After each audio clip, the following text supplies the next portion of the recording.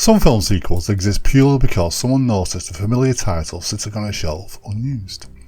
War Games: The Dead Code is one of those films. It's a sequel to a teen Cold War techno thriller about nuclear annihilation, released straight to DVD in 2008. Let's see what makes War Games: The Dead Code a franchise flogged. The original War Games worked because it was specific to its moment. A heady mix of brand new home computers, dial-up modems and good old-fashioned Cold War paranoia. Back in those days, two biggest threats were nuclear winter or quicksand. Don't ask, it was an 80s thing, but totally possible in the north of England. Either way, it was a very real fear that human error or curiosity could accidentally end the world. It wasn't flashy and it certainly wasn't dumb, and it didn't need explosions every 5 minutes to be tense. Most importantly, it understood restraint. Sure, it's dated now and it's more like a fun little time capsule to give both a young Matthew Broderick and Ali Sheedy a decent film. You could almost call it quaint in hindsight. It's not a real voice. This box just interprets signals from the computer and turns them into sound. Shall we play a game? Oh. The Dead Code updates the premise for the post-9/11, post-Patriot Act era. This time it's not nuclear war, it's terrorism, surveillance, data tracking. An AI system designed to predict those threats before they happen. On paper that sounds like a natural evolution.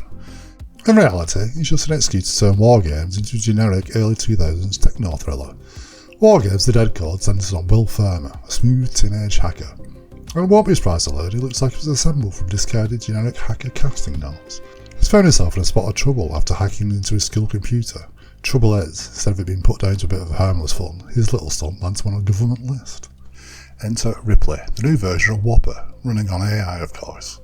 Ripley isn't just running simulations, it's already active in the real world and increasingly taking real people out of the loop. Ripley's strategy? Masquerade as a harmless gaming site with cash prizes to lure the right people into its web. And Will, needing a bit of money so he can impress a girl, takes his chances with Ripley and manages to get its attention a little bit too much. And from there, what little logic and sense it did have just seems to fall off a cliff. In a somewhat bizarre escalation of events, Will's friends and family are dragged in for interrogation while Ripley and the government launch a full-scale manhunt. Because apparently a teenager with a laptop warrants the same response as a rogue nation. And yeah, that's just the basics. In reality, it's way more nonsensical. All raises more questions the more I think about it. Suffice to say, it's best to switch off your brain for this one. For the most part, there isn't much connecting the Dead Code to the original at all, until about an hour in when it seems to suddenly remember it's a sequel. That's when Stephen Falcon gets a name check and then it kind of gets rushed into a full-on sequel mode for the third act. The very next thing you know, we're in a basement with Stephen staring at Whopper. Whopper is old and forgotten, antique tech now, it's been shoved into a basement somewhere like an old Nintendo you don't want to throw away because of all the good times. It's an image that says, well, everything. This is Joshua, a system that already proved the danger. This machine that showed how easily human curiosity could spiral into catastrophe. And here it is, ignored, sidelined, treated like an outdated piece of hardware instead of a warning. It'll come as no surprise to learn that Whopper is brought back online to save the day. That's the moment the film gives the game away. Because instead of understanding what Whopper represented in the first place, human error, escalation, restraint, the Dead Code treats it like a patch, a tool, a solution, a get out of jail free card even. The original film was about accidental crossing lines you couldn't uncross. This one just flips a switch and waits for the right machine to fix things. The return of Stephen Falcon and Whopper doesn't add weight or consequence, it just underlines how completely the point was missed. What was once a warning is now a utility, what was once frightening is now just another button to press.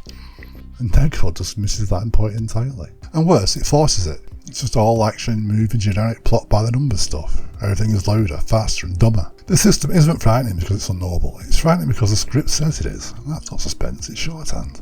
It's like the film wants to say something about the government and its surveillance powers, but then kind of just doesn't.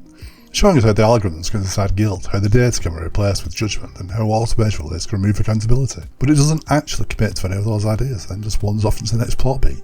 Almost as though it's scared of its own shadow. I don't know if it's ironic or just playing weird, but this film was released exactly when these themes, surveillance and data mining, were becoming genuinely relevant.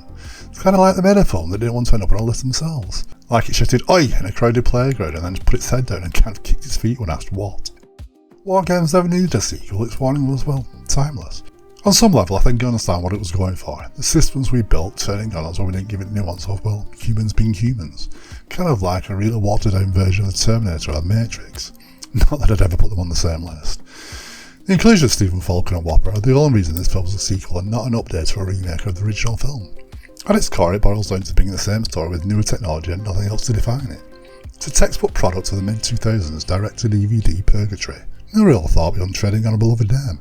So, a familiar title, a safer budget, and a script that could have been any other film, seemingly retrofitted to war games in a final draft. Nothing about it feels dangerous, nothing about it feels necessary, nothing about it feels like it should exist under this name.